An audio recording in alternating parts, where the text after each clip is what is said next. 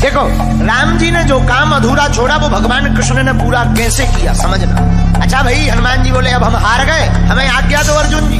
अर्जुन देने ही वाले थे आज्ञा, कृष्ण भगवान बोले रोको रोको रोको, अभी नहीं, जब काम आएगा तब इनको आज्ञा। इधर धीरे धीरे महाभारत के युद्ध का समय आ गया, तैयारी होने लगी, सेनाएं नहीं मान रही है। भगवान कृष्ण संधि प्रस्ताव लेकर के भी गए, लेकिन दुर्योधन नहीं माने।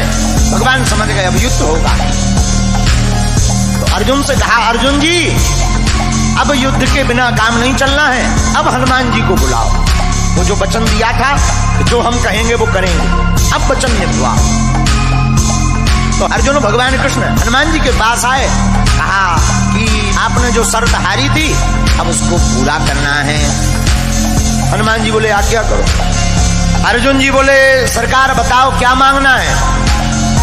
भगवान कृष्ण बोले अर्जुन राम अवतार में हमारा युद्ध इनके बिना पूरा नहीं हुआ था, और कृष्ण अवतार में भी हमारा युद्ध इनके बिना पूर्ण नहीं होगा। अर्जुन जी बोले इनकी क्या जरूरत है, क्या हम कम है? भगवान बोले कम तो हम भी नहीं थे। भगवान कृष्ण बोले कम तो हम भी नहीं थे, फिर भी हमें इनकी जरूरत पड़ी। अगर ये ना होते तो वो युद्ध पूर्ण नहीं होता। अर्जुन जी बोले मतलब हे अर्जुन, अगर हनुमान जी ना होते समुद्र पार कौन करता? अगर हनुमान जी ना होते, अगर हनुमान जी सहाय नहीं होते तो युद्ध नहीं जीतते। और महाभारत में भी युद्ध है अर्जुन, बिना हनुमान जी के नहीं जीता जा पाएगा।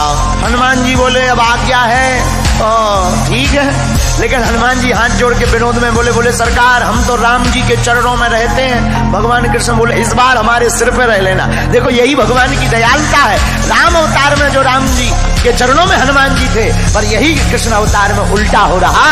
कृष्ण अवतार में हनुमान जी कृष्ण भगवान के ऊपर ध्वज के ऊपर विराजमान है। अच्छा बोले महाराज और तो सब ठीक है, एक बात और। बोले क्या?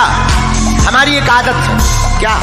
बोले युद्ध के बीच बीच में सत्संग सुनने की आदत है। अर्जुन जी बोले जय हो। हनुमान जी बोले क्यों?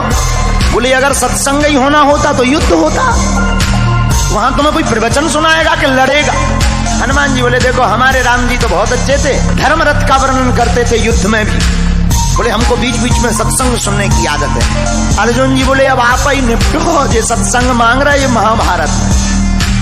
तो भगवान कृष्ण बोले कोई बात नहीं, आप हाँ बोलो, हम आपको सत्संग भी सुनाएंगे। अब हनुमान जी आए महाभारत में, रथ के ऊपर एक ध्वज लगाया, ध्वज के ऊपर हनुमान जी को स्थान दिया, इसलिए उस रथ का नाम ही कपिध्वज पड़ गया। और हनुमान जी विराजमान भय ध्वज पर। भीष्म महाराज जब अर्जुन के सामने लड़ने के लिए आए, भीष्म पितामह ऐसे बलवान योद्धा जिनके सामने अच्छे अच्छे लोग कांपते थे, महाराज भीष्म पितामह युद्ध करने आए और बाण मारे तो अर्जुन का रथ थोड़ा पीछे हो गए, लेकिन जब अर्जुन बाण मारे तो पीछे दूर गिर जाए। अर्जुन जी हंसकर बोले भगवान कृष्ण से नीचे देखो, नीचे अपना इतना जा रहा, उनका के देखो कितना पीछे जा रहा, नीचे देखो नीचे। भगवान बोले ऊपर देखो किसके कारण कम जा रहा, ये देखो। और यही मानो हम लोगों को शिक्षा है कि हम लोग अगर ऊपर हैं क्योंकि भगवान हमारे ऊपर है।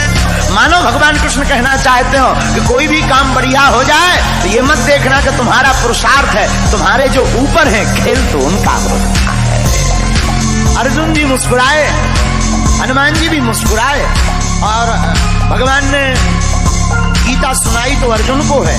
हमारा ऐसा मानना है तो अर्जुन के मोह का बहाना था, पर गीता तो हनुमान जी को सुनाना था।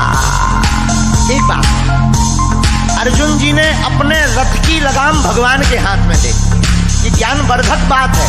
अपनी जिंदगी की लगाम जो भगवान के हाथ में सौंप देता है, वो कितना भी महाभारत जैसा युद्ध हो जीत करके ही बाहर निकलता है। जो भक्त अपनी मन की लगाम परमात्मा को, गुरु चरणों को दे देता है, वो जीत करके ही आता है। लेकिन जो लगाम खुद पकड़ लेता है वो हार जाता है। बोलो सीताराम। जय सीताराम।